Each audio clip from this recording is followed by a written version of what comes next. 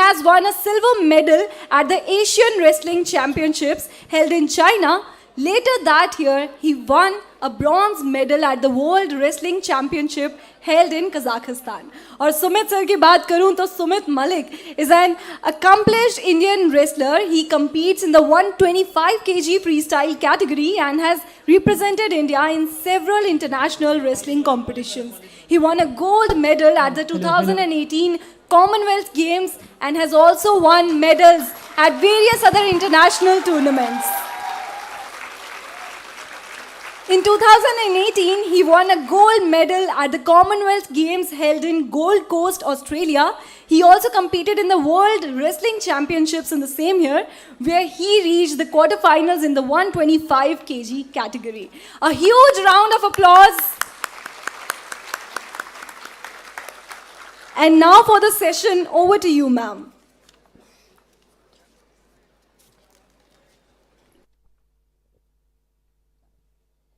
चलिए, सबसे पहले तो एसआरसीसी आप सब लोगों का बहुत बहुत शुक्रिया और स्पोर्ट्स के डिस्कशन को सुनने के लिए यहाँ पर एक फुल हाउस नज़र आ रहा है, तो उसके लिए बहुत बहुत शुक्रिया। और सबसे पहले ज़ोरदार तालियां मैं कहूँगी कि बजाई जाएं हमारे इन दोनों चैम्पियंस के लिए। रवि दहिया, जैसा कि इंट्रोडक्शन दिया जा चुका है, लेकिन एक बार फिर से आपका परिचय करा देती हूँ कि वैसे तो बहुत सारी फहरिस्त है इनकी उपलब्धियों की, लेकिन रवि हमारे ओलंपिक के सिल्वर मेडलिस्ट हैं और ओलंपिक मेडल जीतना किसी के भी लिए बहुत मुश्किल काम है। सुमित मलिक हमारे कॉमनवेल्थ गेम्स मेडलिस्ट हैं, तो दोनों ही हमारे इन नामी गिरामी पहलवानों के लिए एक बार ज़ोरदार तालियां।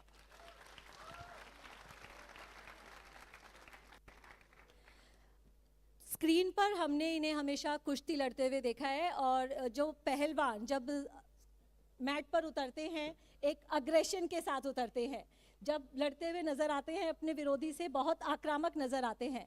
लेकिन इस वक्त आप जो दोनों बैठे हैं बहुत ही शांत लग रहे हैं, तो ये जो आक्रामकता मैट पर नज़र आती है वो लानी पड़ती है या अंदर कहीं छिपी है आपके? रवि।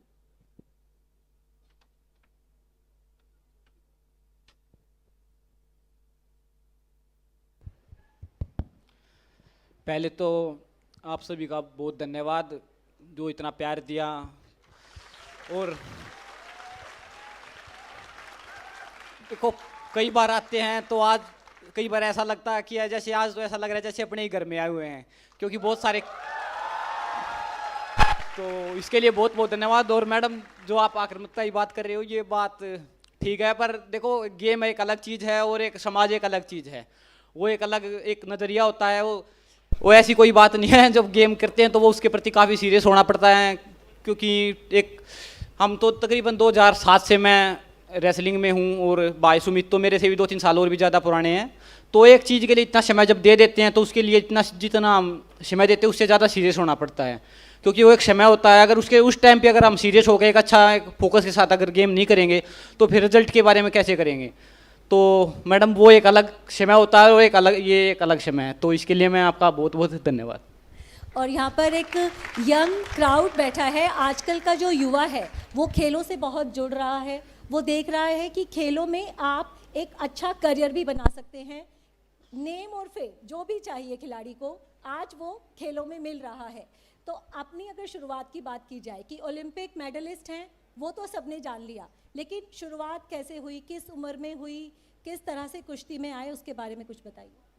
बिल्कुल, देखो मैं तकरीबन 2007 में मैं दिल्ली आ गया था। उससे पहले गांव में थोड़ा सा एक छोटा सा अखाड़ा था, तो वहाँ पे अपने पिताजी के लिए जाते थे खेत में और थोड़ा मट्टी में खेलते, और ऐसे ही वहीं से शुरुआत होगी। पिताजी थे तो बहुत ही ज़्यादा इंटरेस्ट रखते थे रेसलिंग में, क्योंकि हमारा जो बैकग्राउंड वो भी रेसलिंग से था।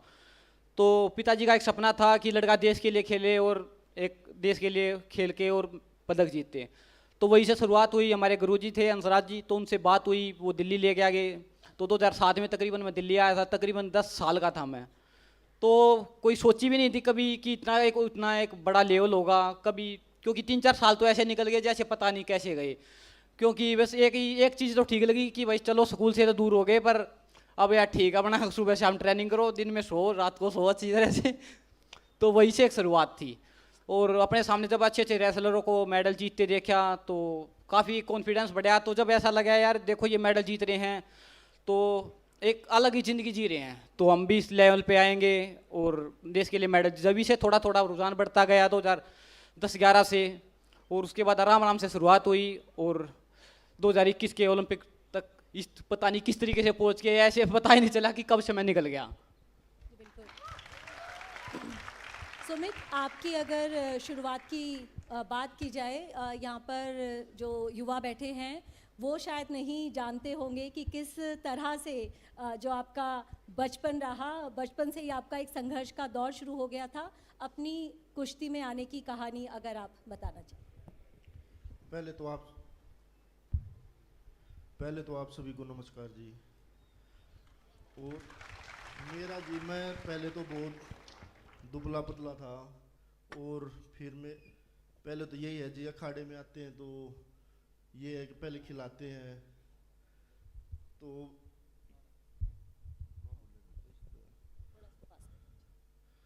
तो पहले तो हम खाते थे और सोते थे, जैसे रवि ने बताया, कोई प्रैक्टिस नहीं, कुछ काम नहीं जी, खाना और सोना था।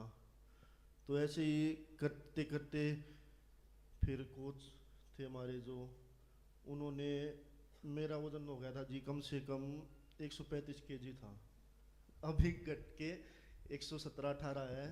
तो अपना इंडिया का ये था जी कि इतने हैवी वेट में पहले मेडल नहीं आते थे। तो ये था जी, मेरे पे कोच साहब ने, गुरुजियों ने ध्यान दिया, तो भगवान की दया से जी मेडल आने शुरू हो गए। उससे फिर गेम्स से जी ओलंपिक के टारगेट बने। तो यही है जी, जैसे आप इसी कॉलेज के सामने से जाते हैं हम सुबह 4 बजे, तो आप लोगों ने बुलाया, तो जी इतना बहुत बहुत धन्यवाद जी। जी, वैसे तो आप कोई भी खेल खेलें तो डाइट का जो है खास महत्व होता है, लेकिन पहलवानों के लिए डाइट बहुत इम्पॉर्टेंट है। तो अगर अपनी डाइट के बारे में कुछ बता सके, जैसे कि पहले आपने कहा कि वज़न ज़्यादा था, कोई ऐसी चीज़, जैसे हमने दंगल फिल्म में देखा था कि भाई अगर पहलवान बनना है तो बहुत सारे सेक्रीफाइस भी करने पड़ते हैं, कोई ऐसी चीज़ जो आपको बहुत पसंद थी, छोड़नी पड़ी, और कुछ ऐसा जो कि आपको खाना पसंद नहीं था लेकिन अब खाना पड़ा क्योंकि पहलवानी करनी है? पहलवानी में यही है कि जी गांव से आता है, सुबह घर से आते हैं, तो दूध दही सबसे अच्छा तो दूध दही होता है। पहलवानी में ये है जी, आप कुछ भी खा सकते हो, ये नहीं है रोग आप कुछ नहीं खाओगे, जो मन करे वही खाओ। नहीं, आजकल तो काफ़ी फास्ट फूड का ट्रेंड है, तो पहलवान तो फास्ट फूड नहीं खा सकते? फास्ट फूड सब खाओ जी, कोई ऐसा नहीं है जो नहीं खाता। चलो, परमिशन मिल गई है फास्ट फूड खाने की, मतलब फास्ट फूड खाने के बाद फिर एक्सरसाइज ज़्यादा करनी है। जो प्रैक्टिस करोगे तो जी आप जी कुछ भी खा लो, वही हजम हो जाता है। दूध की अगर बात की जाए तो दूध डेली डाइट में कितना दूध, दही, पनीर कितना शामिल करते हैं? दूध यही है जी, 2-2.5 किलो दूध तो, और 1 किलो दही तो चाहिए। ये तालियां बज रही हैं, ज़रा हाथ उठाना चाहेंगे लोग, कौन है जो दिन में 2-2.5 किलो दूध पी सकते हैं? अच्छा है, कुछ हाथ है।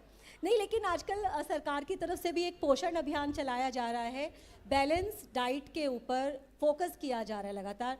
रवि, आज के युवाओं के लिए, खिलाड़ी बनना हो या ना बनना हो, लेकिन एक बैलेंस्ड डाइट, एक अच्छी डाइट कितना ज़रूरी आप मानते हैं?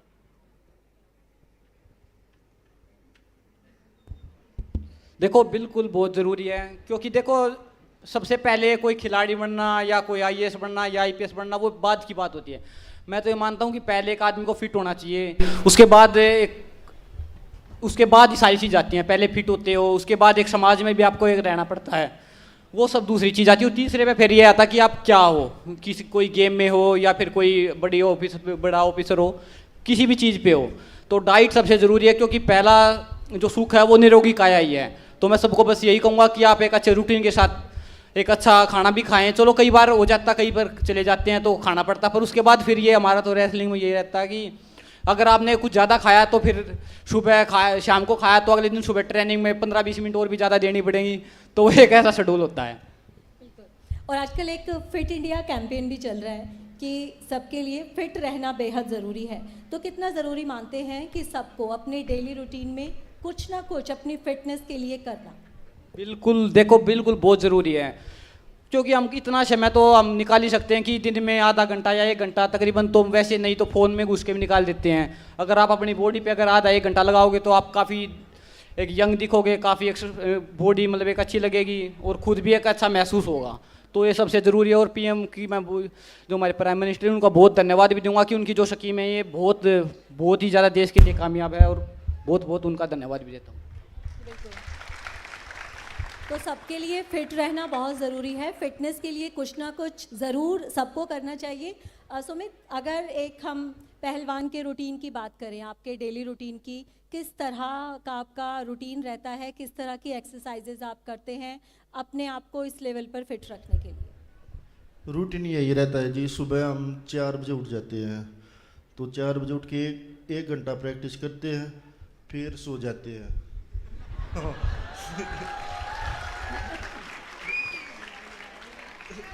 फिर सो जाते हैं जी, फिर हम उठते हैं 7:30-8 बजे, फिर 1 घंटा मैट प्रैक्टिस होती है जो हमारी, उसमें मैट प्रैक्टिस करते हैं, फिर खाते हैं, घर से आते हैं, घर से जो दूध दही आता है, बादाम जो हम पीते हैं, फिर फल फ्रूट हो गए, जितना भी खाया जाए खा के फिर सो गए जी।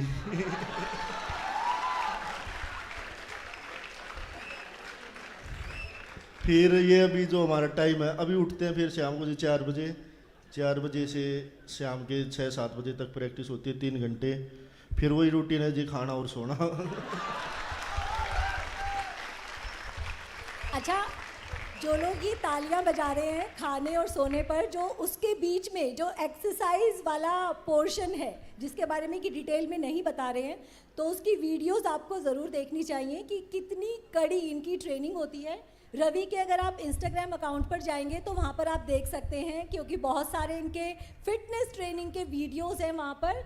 और रवि, आपके फिटनेस ट्रेनिंग वीडियोस में पंजाबी म्यूज़िक का आप बहुत इस्तेमाल करते हैं, तो जब आप ट्रेनिंग कर रहे होते हैं क्या बैकग्राउंड में भी बजता है पंजाबी म्यूज़िक?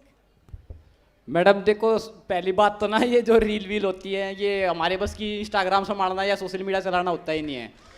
जो ये जो चीज़ें हैं, क्योंकि देखो पहले इसको संभालना आसान होता था, अब तो ये हो गया कि बहुत सारे किसी के मैसेज आते हैं, कुछ आते हैं, तो वो जो एक वो होती है हमारी जो टीम होती है, वो ही सारी चीज़ों को संभालती है। अपने जो फोटोग्राफर भेजती है, अपने सब कुछ उनका, जैसे महीने में या 15 दिन में एक बार उनकी एक टीम आती है जो वीडियो बनाती है या फोटो खींचती है, जैसे भी, उनके बाद वही डालते हैं। हमारा तो क्योंकि टाइम ही नहीं होता इतना, अगर इसमें ही टाइम लगा देंगे तो फिर तो और चीज़ें तो रह जाएंगी, तो वे उन्हीं का टाइम, उन्हीं का काम होता है और वो अपने हिसाब से ही मैनेज करते हैं उसको।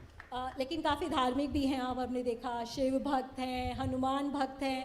और रवि ने जब ओलंपिक में सिल्वर मेडल जीता, उसके बाद इन्होंने शायद कोई मन्नत मांग रही थी, तो एकदम बाहुबली स्टाइल में जलाभिषेक करने के लिए गए थे, जो कि इनकी पिक्चर काफ़ी वायरल हुई थी।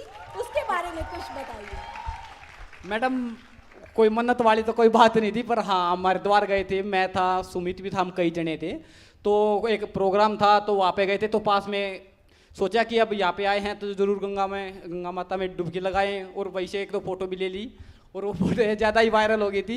ऐसी कोई मन्नत वाली बात नहीं थी। चलिए, कोई नहीं, हमारे लिए भारत के जो हम कहें कि कुश्ती के जो बाहुबली हैं वो रवि दहिया ही हैं। और सुमित, आप अपना एक्सपीरियंस किस तरह से बताना चाहेंगे मेडल जीतने का, देश के लिए जब पहली बार पोडियम पर खड़े होने का मौका मिलता है किसी बड़े इंटरनेशनल टूर्नामेंट में, किस तरह की यादें हैं उसकी? बहुत ज़्यादा खुशी होती है जब इंटरनेशनल लेवल पर मेडल जीतते हैं दो जी। और कई कंट्रियों में जैसे जी अपने यहाँ के बहुत ज़्यादा आदमी होते हैं वहाँ पर, तो उनका प्यार देख के काफ़ी खुशी मिलती है। पहली अगर विदेश यात्रा की बात की जाए, कुश्ती के लिए जब आप गए होंगे पहली बार, उससे किस तरह की यादें जुड़ी हैं, वो कैसा अनुभव रहा? पहली बार जी मैं गया था जी 2010 में, कनाडा गया था, पहली बार ही गया था जी। तो पहली बार तो बहुत ज़्यादा खुशी हुई थी।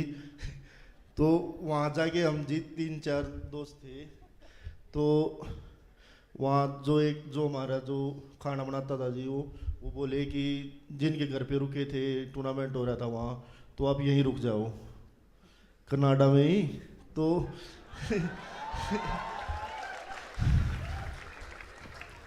तो हमने अच्छा पैसा है यहाँ, सब कुछ है, तो वो बोले रुक जाओ, हमने प्लान बना लिया। कोच ने हमारे कोच वहाँ जाकर जी कोच पासपोर्ट ले लेता है।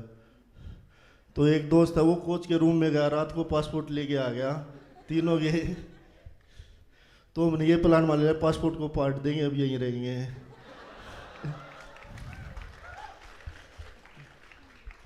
तो फिर हमने ये बोला पहले ये तो पूछ ले सुबह क्या काम करना है यहाँ। तो जी सुबह वो बोला कुछ नहीं करना तुम्हें, तो बस ये है सब्जी बनानी है और इतने डॉलर मिलेंगे, ये मिलेंगे। मैं सब्जी बनाते नहीं रुकेंगे यहाँ, फिर वापस आएंगे जी। चलिए अच्छा है वो प्लान कैंसिल हो गया, वरना एक रेसलर से शेफ में आपका जो प्रोफेशन है वो चेंज हो जाता। रवि, आपकी किस तरह की यादें रही जब कुश्ती से जुड़ा हुआ ट्रैवल करने को मिला? देखो कोई खास तो है नहीं, पर पहली बार मैं मंगोलिया गया था तो बहुत ही एक्साइटेड भी था। और पहली बार जहाज में पहली बार जब भी बैठे थे, उससे पहले तो प्लेन में भी नहीं बैठे, 2013 में मैं तो पहली बार मैं जब एशिया चैम्पियनशिप के लिए गया था तो मंगोलिया में गया था। तो उतरे वहाँ पे तो गाड़ी में बैठ कर चलने लगे, तो थोड़ी देर चले तो नींद सी भी आई, तो खुला यार देखा यार सच में बाहर देश आ गए हैं या मतलब इंडिया में ही घूम रहे, क्योंकि वहाँ के भी रोड ऐसे थे जैसे हमारे टूटे टूटे से। तो कई लोगों से पूछा, कई दोस्त थे पास में थे जो उनसे पूछा यार सच में आ गए क्या पहली बार, क्योंकि पहली बार जा रहे थे, कहीं माँ कोई सपना वपना तो नहीं है। बोले नहीं नहीं भाई आ ही गए हैं, क्योंकि काफ़ी रोड हमारे और मंगोलिया के मिलते जुलते थे।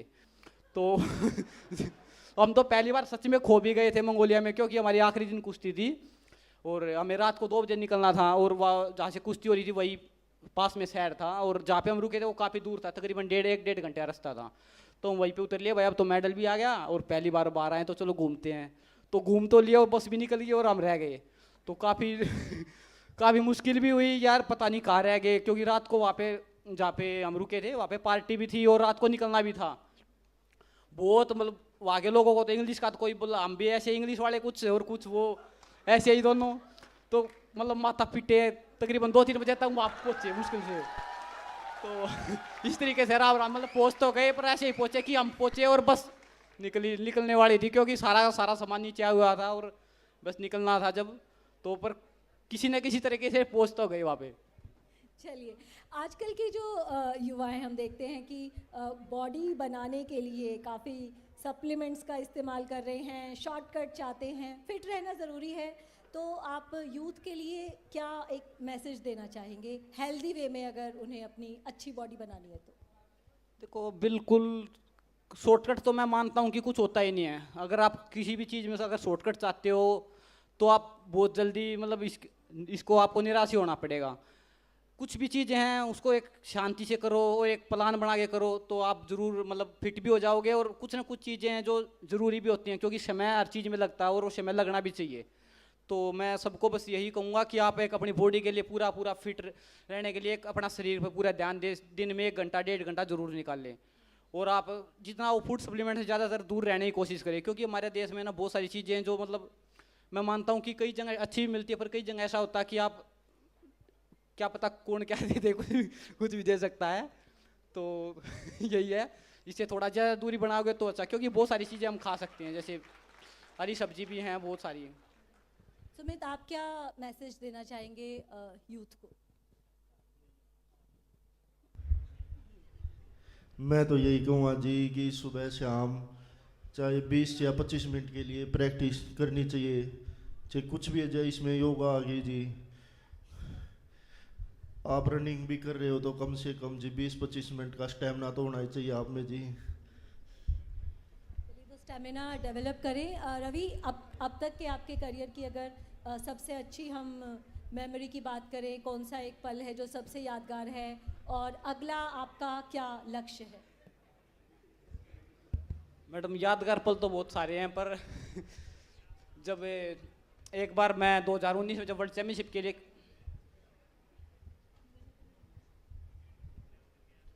पहली बार जब मैं सीनियर वर्ग में 2018-19 से ही आया था, तो 19 में पहली बार वर्ल्ड चैम्पियनशिप खेलने के लिए गया था। तो मैं था, सुमित था, हम कई एक साथ थे।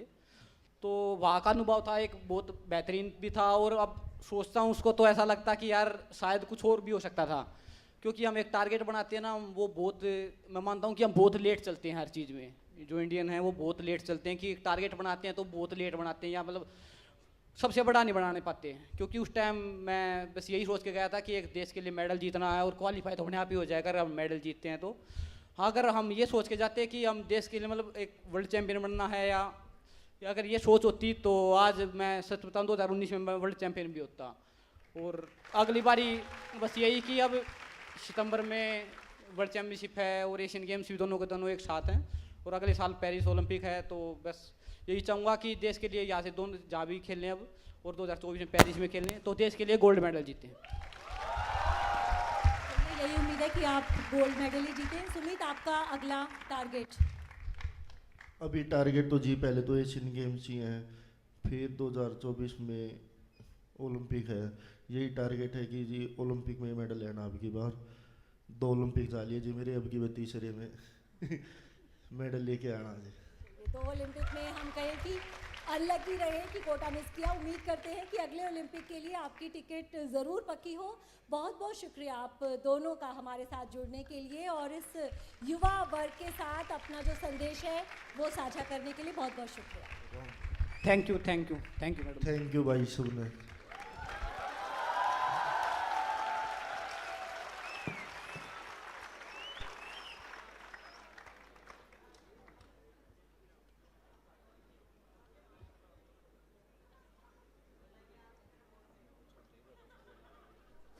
Thank you so much sir, thank you so much. और वो कहते हैं ना कि आपके आने से हमारी महफिल में जान आ गई है। एंड अगेन माइक ने सीटी बजा दी है। दैट शोज कि it was such a lovely interaction.